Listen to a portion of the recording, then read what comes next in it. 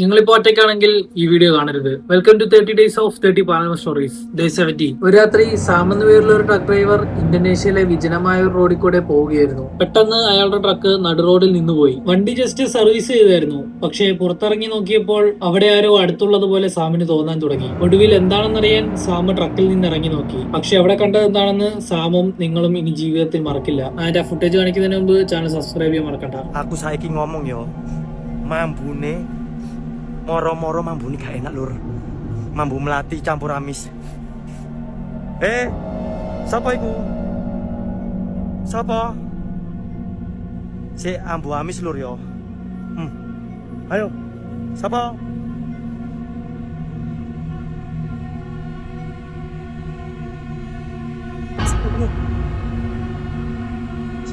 Tuk, sapa iki? Mulut.